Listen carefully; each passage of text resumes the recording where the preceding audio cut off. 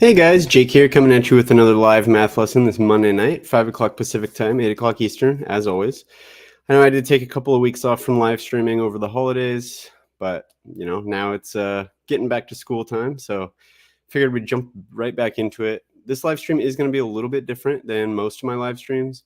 I did one kind of similar to this a couple weeks ago because I know a lot of people were kind of finishing up a term back then and getting ready to study for finals. This time I'm doing it, kind of a similar style. I just wanted to kind of talk about some different study tips that you could try implementing now. I know, obviously it's New Year's. Maybe you've got some New Year's resolutions that you want to keep about, making sure to study and focus on putting that time aside to study and get ready for tests and keep up on your homework and all that kind of stuff throughout the term, throughout the rest of the school year. Whatever sort of school system you're on, I know that can vary a bit. Some of you may be in a fresh new winter term right now.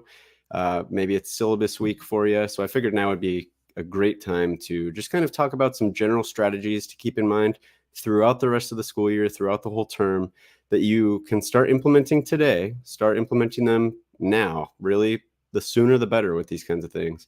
And if you can keep these going throughout the whole school year or the rest of the term, I promise you, they're going to really help you go from being angry and frustrated about having to learn math to really understanding it a lot better, to the point where you can maybe even be relaxed and kind of enjoy it and learn the material and the process in a way that is more interesting and more enjoyable for you. So hopefully these tips will help with that. I have 6 tips that we're going to be going through in this video.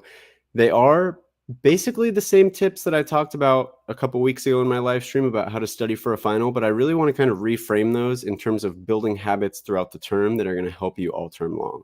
So let's go ahead and jump into those tips here. First one, practice, practice, practice. The more you work on math problems, the more time you can set aside to study for math and just do practice problems, the more comfortable you're going to become with this stuff, and the better you're going to end up doing on tests and on problems, and the more solid understanding of the material you're going to get. So, even if it's just a few minutes each day, a few minutes randomly throughout the day, it doesn't necessarily have to be like you're sitting down for 2 hours a day or anything crazy like that. Just having that time each day to do some practice problems, to study some formulas, or read a section of a chapter of your textbook, whatever it is, just make sure you're exposing yourself to whatever the material is that you need to learn every single day. I'm sure maybe you're going through this right now. When I was a student, I always found after winter break or summer break or even spring break, which was a little bit shorter for me than those other 2 breaks, but coming back from a week or multiple weeks off of school and trying to get back into the swing of doing math problems, it can be really tough.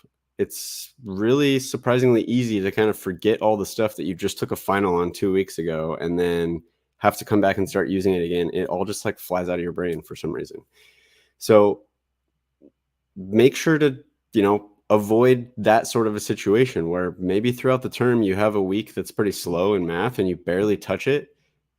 When you have to go back into it the following week, it's going to be rusty and you're going to have a hard time remembering the material. So throughout the term, just make sure you're spending a few minutes a day just looking at something, doing some problems, whatever it is.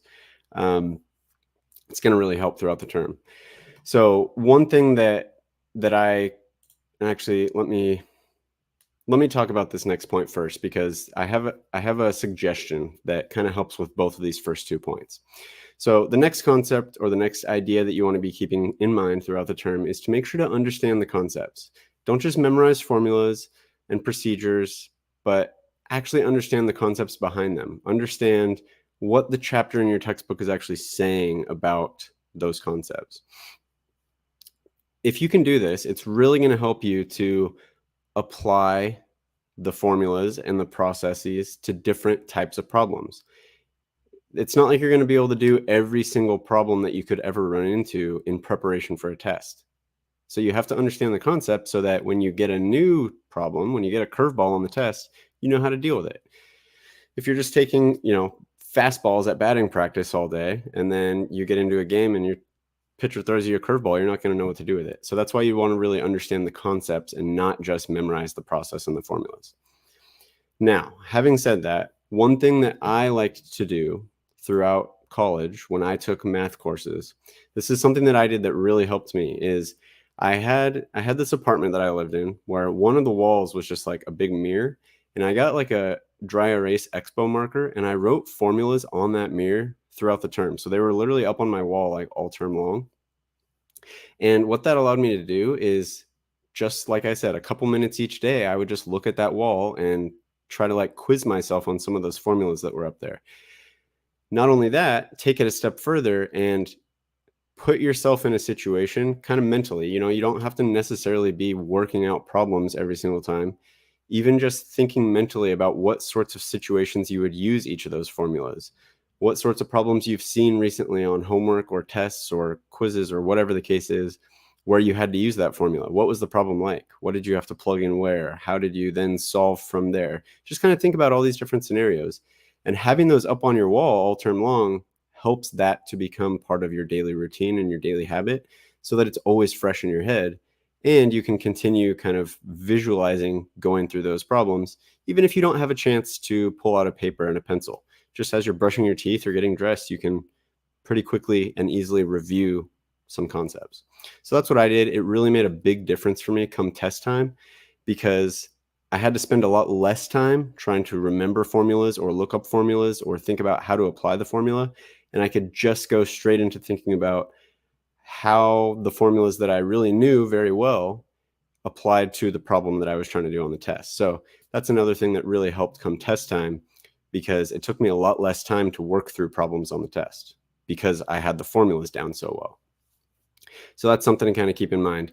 Now, I do have a couple of study guides that I think are going to really help you accomplish something similar. If you don't have a big mirror on your wall that you can use a dry erase marker to write them on, you can go get my study guides. There's a link down in the description below where you can get the study guides that I have made that are perfectly fitted for Calculus 1 and Calculus 2 differential and integral calculus classes. Basically has all the formulas you're going to run into. I've already sorted them out for you, figured out what you need to know, what you maybe don't need to know. I didn't bother putting it on there. So you can just print that out, put it up on your wall, maybe by your door, maybe by your computer, wherever it is, maybe by your bed. And each time you see that, just memorize a couple formulas or quiz yourself on a couple formulas, something like that. So go get those, check that link out, check those links out down in the description. Should help you. All right, let's go ahead and jump into the next one here.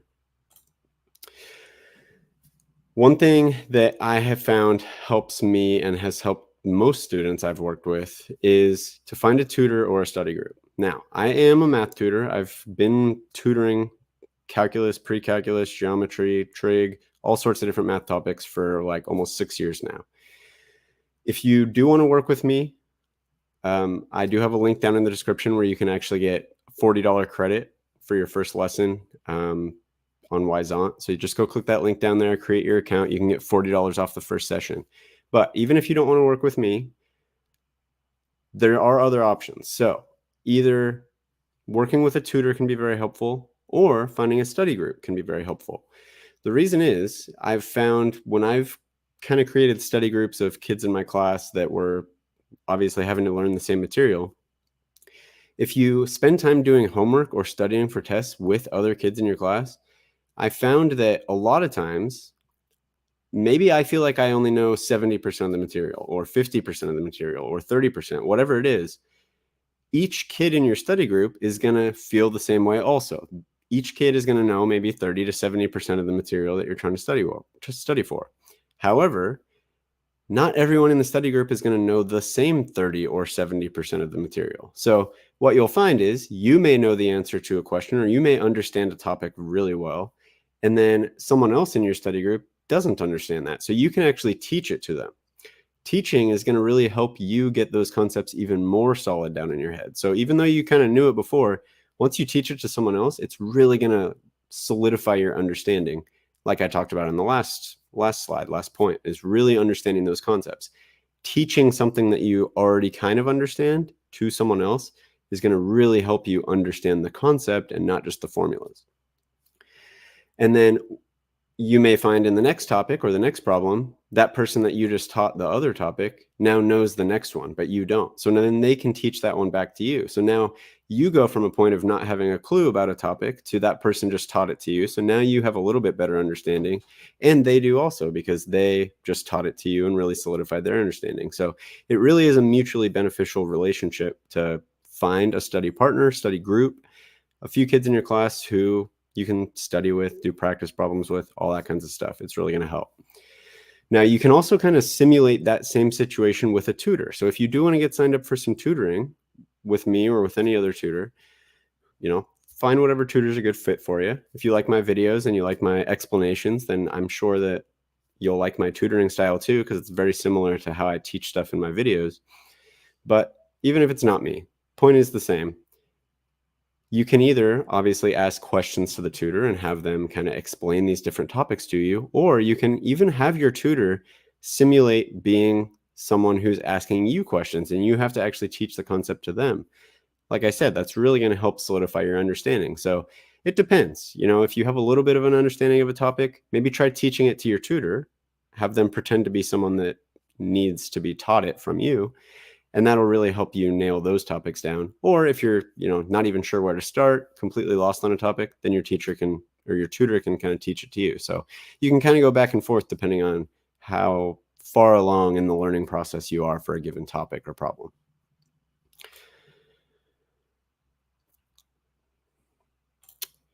All right, so the next thing that I always recommend that you do throughout the term, make sure to use different resources. Could be online videos, textbook explanations, could be online articles you find. There's plenty of different websites out there. I obviously make videos about all sorts of different math topics. I have articles on my website also, but there are other resources out there too. So if there's someone else that you find that explains things in a way that clicks a little bit better with you, I'm not trying to say just look at all my stuff, but I do have a lot of resources available for you online that can really help you understand all sorts of different concepts a lot better.